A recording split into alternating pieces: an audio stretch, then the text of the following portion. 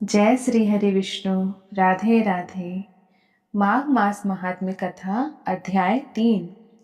तब राजा दिलीप कहने लगे कि महाराज, यह पर्वत कितना ऊंचा और कितना लंबा चौड़ा है। तब वशिष्ठ जी कहने लगे कि 36 योजन, 1 योजन 4 कोस का होता है। ऊंचा ऊपर चोटी से 10 योजन चौड़ा और नीचे 16 योजन चौड़ा है, जो हरि, चंदन, आम, मदार, देवदारू और अर्जुन के वृक्षों से सुशोभित है। दुर्भिक्ष से दुखी होकर इस सुंदर पर्वत को और फल फूलों से परिपूर्ण देखकर भृगु वहीं रहने लगे और वहां पर कंदराओं, वनों और उपवनों में बहुत दिनों तक तप करते रहे। इस तरह जब भृगु ऋषि वहां पर अपने आश्रम पर रहे थे, तो एक विद्याधर अपनी पत्नी सहित उतरा। वह अत्यंत दुखी थे।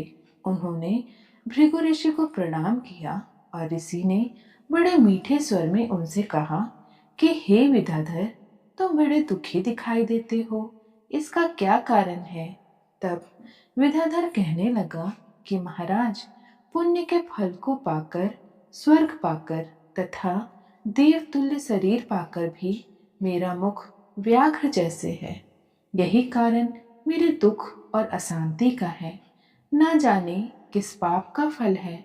मेरे चित्त की व्याकुलता का दूसरा कारण भी सुनिए। यह मेरी पत्नी अति रूपवती, मीठा वचन बोलने वाली, नाचने और गाने की कला में अति प्रवीण, शुद्ध चित्त वाली, सातों सुरों वाली, बीना को बजाने वाली, जिसने अपने कंठ से गाकर नारद जी को प्रसन्न किया, नाना स्वरों के बाद से बीना बजाकर कुबेर को प्रसन्न किया, अनेक प्रकार के नाच ताल से शिव जी महाराज भी अति प्रसन्न और रोमांचित हुए। शील, उदारता, रूप तथा यौवन में स्वर्ग की कोई अप्सरा भी इस जैसी नहीं है। कहाँ ऐसे चंद्रमुखी स्त्री और कहाँ मैं व्याघ्र मुख वाला। यही चिंता सदैव मेरे हृदय को जलाती है। विद्याधर के ऐसे वचन सुनकर तीनों लोकों की भूत, भविष्य और वर्तमान की बातें जानने वाले तथा दिव्य दृष्टि वाले ऋषि कहने लगे कि हे विद्याधर, कर्म के विचित्र फल प्राप्त हो जाते हैं। मक्खी के पैर जितना विष भी प्राण लेने वाला हो जाता है। छोटे छोटे पापों का फल भी अत्यंत दुखदायी हो जाता है। तुमने माघ मास की एकादशी का व्रत करके द्वादशी के आने तक शरीर में तेल लगाया, इसे पाप कर्म से व्याघ्र हुए। एकादशी के दिन उपवास करके द्वादशी को तेल लगाने से राजा पुरुरवा ने भी कुरूप शरीर पाया था। तब वह अपने कुरूप शरीर को देखकर दुखी होकर हिमाचल पर्वत पर देव सरोवर के किनारे पर गया। प्रीतिपूर्वक शुद्ध स्नान कर कुसा के आसन पर बैठकर भगवान कमल नेत्र, शंख, चक्र, गदा, पद्म के धारण करने वाले, पीतांबर पहने, वनमाला धारण किए हुए विष्णु का चिंतन करते हुए राजा पुरुरवा ने 3 मास तक निराहार रहकर भगवान का चिंतन किया। इस प्रकार 7 जन्मों में प्रसन्न होने वाले भगवान राजा के 3 महीने के तप में अति प्रसन्न हो गए और माघ के शुक्ल पक्ष की एकादशी को प्रसन्न होकर भगवान ने अपने संग के जल से राजा को पवित्र किया। भगवान ने उसके तेल लगाने की बात याद दिलाकर सुंदर देवताओं का सा रूप दिया, जिसको देखकर उर्वशी भी उसको चाहने लगी और राजा कृतकृत्य होकर अपने पुरी को चला गया।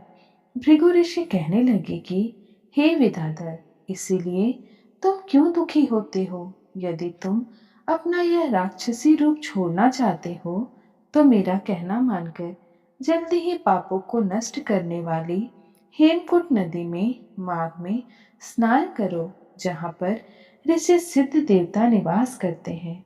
अब मैं इसकी विधि बतलाता हूँ। तुम्हारे भाग्य से माघ मास आज से 5वें दिन ही आने वाला है। पौष शुक्ल एकादशी से इस व्रत को आरंभ करो। भूमि पर सोना, जितेंद्रिय रहकर दिन में 3 समय स्नान करके महीना भर निराहार रहो। सब भोगों को त्याग कर तीनों समय भगवान विष्णु का पूजन करो। जब तुम द्वादशी को शिवजी स्तोत्र और मंत्रों से पूजन करोगे तो तुम्हारा मुख देखकर सभी चकित हो जाएंगे और तुम अपनी पत्नी के साथ सुखपूर्वक क्रीड़ा करोगे। माघ मास के प्रभाव को जानकर सदा माघ में स्नान करो। पाप दरिद्रता से बचने के लिए मनुष्य को सदा यत्न से माघ मास का स्नान करना चाहिए। स्नान करने वाला इस लोक तथा परलोक में सदा सुख पाता है। वशिष्ठ जी कहते हैं कि हे दिलीप, भृगु जी का यह वचन सुनकर वह विद्याधर अपनी स्त्री सहित उसी स्थान पर पर्वत के झरने में माघ का स्नान करता रहा और उसके प्रभाव से उसका मुख देव सदृश हो गया और वह मणिग्रीव पर्वत पर आनंद से रहने लगे। भृगु जी भी नियम की समाप्ति पर शिष्यों सहित ईवा नदी के तट पर आ गए। जय श्री हरि विष्णु। राधे राधे।